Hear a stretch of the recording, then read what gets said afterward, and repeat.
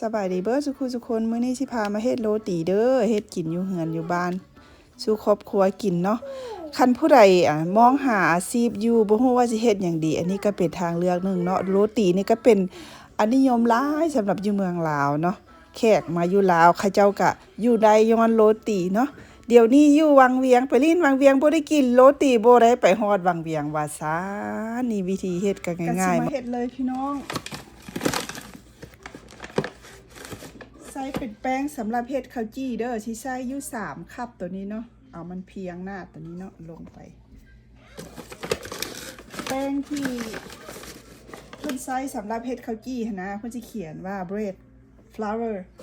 คันแม่นอยู่ไทยอยู่ลาวให้ใส่แป้งสาลีอเนกผสมนี่เนาะคันอยู่พี่ให้ใส่แป้งข้าวจี้แบบที่พี่เนาะที่เขียนว่าอัน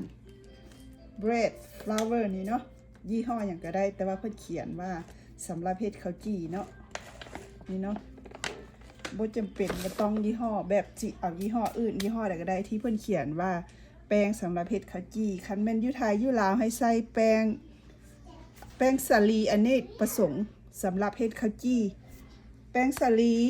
มีอยู่3แบบเนาะแบบหนึ่งสำหรับเฮ็ดข้าวจี้แบบหนึ่งสำหรับไว้ทอดไว้จืดแบบที่3ไว้เฉพาะเฮ็ดเค้กเฮ็ดคัพเค้กนะเฮาใส่สำหรับเฮ็ดข้าวจี้เนาะเอามาเฮ็ดเนาะใส่อยู่3 คัพตัวนี้พี่น้องอธิบายให้ละเอียดเนาะมันจะค่อยเข้าใจแล้วก็สิมาใส่ผงฟู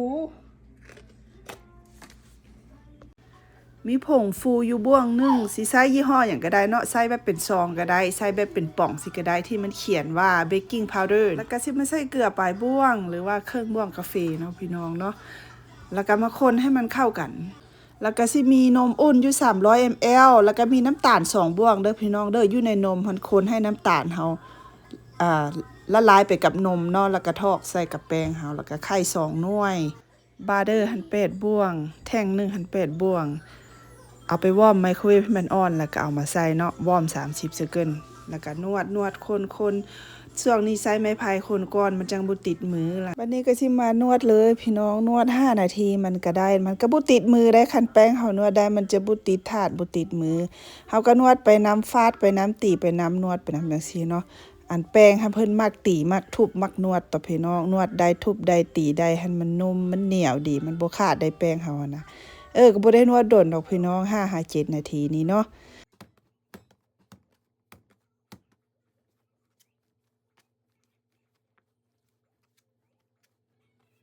เอาก็มานวด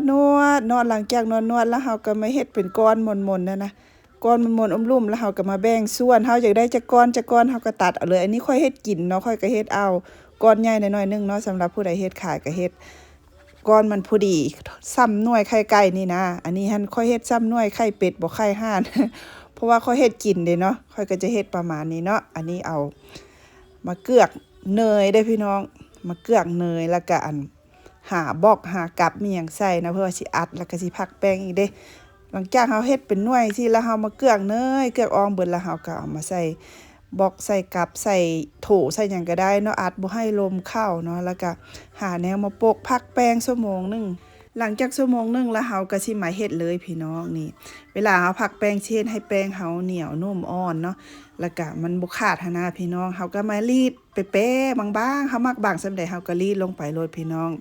นี่เลยเนาะเฮ็ดบางๆไปเป๊ะโลดนี่หลังจากเฮารีดได้ที่แล้วเฮาก็มาดาดใช้เนยได้พี่น้องเอาเนยใส่หม้อดาดเฮาแล้วก็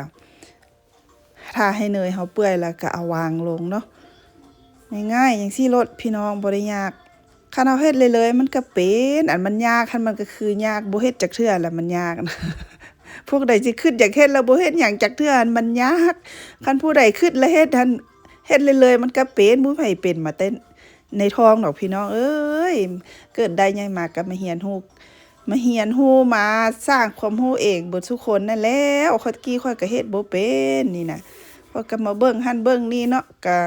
สะสมแล้วก็มาเฮ็ดมาเรียนมันก็เป็นนี่พี่น้องหลังจากดาดมันสุกแล้วเฮาก็ปีนเบื้องนี่แล้วก็ทุบไข่ใส่พี่น้องคันไผอยากใส่ไข่หั่นน่ะคันผู้ใดบ่อยากใส่ไข่ก็ดาดซื่อๆแล้วเฮาก็เอาไปกินกับนมข้นหวานมันก็แซ่บแล้วแต่เฮาใส่ไข่มันก็แซ่บไปอีกแบบนึงเนาะ ขึ้นกับลูกค้าขึ้นกับความมักของแต่ละคนเนาะแต่สำหรับค่อยลูกค่อยมักใส่ไข่หลายก่อน กินแล้วมันรู้สึกอิ่มหั้นนะหลังจากเฮา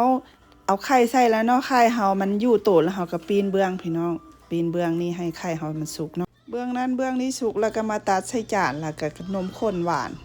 หวดลงไปเรียบร้อยโรตีเฮามื้อนี้เนาะแซ่บๆไผอยากใส่คาราเมลก็ใส่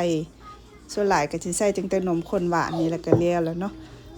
แต่ลูกค่อยเขาเจ้ามักคาราเมลก็เอาคาราเมลมาทาอีก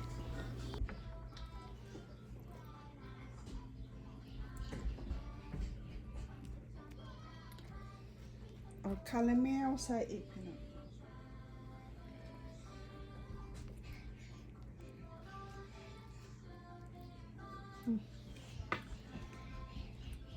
น่ากินไหม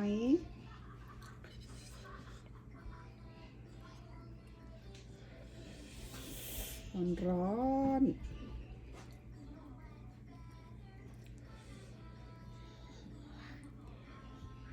ชักชิ้นไหม